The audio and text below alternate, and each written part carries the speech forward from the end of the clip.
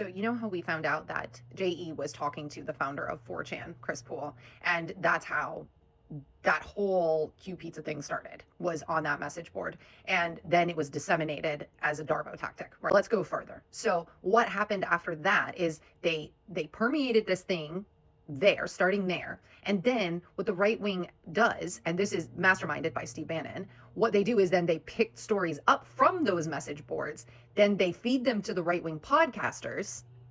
Then it goes to the paid off podcasters, like the higher level ones, like Tim Pool and CK and people like that are more mainstream. And then it goes into Fox News, right? And goes into the mainstream. So that's the pipeline of getting this information into the mainstream so that your grandma is now hearing about pizza, right?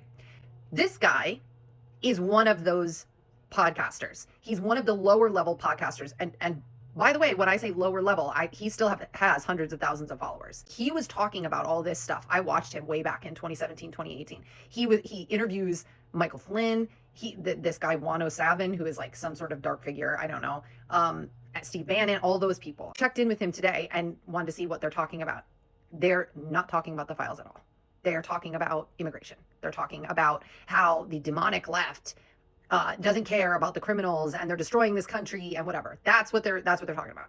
So this guy that was talking for years and years about the deep state and all this stuff and this cabal and blah, blah, blah. That's what he was talking about for years and years. And now when it's served up on a platter to him, that there's actual evidence for all that craziness, that some of what he was saying was actually happening, they're because it's their guy.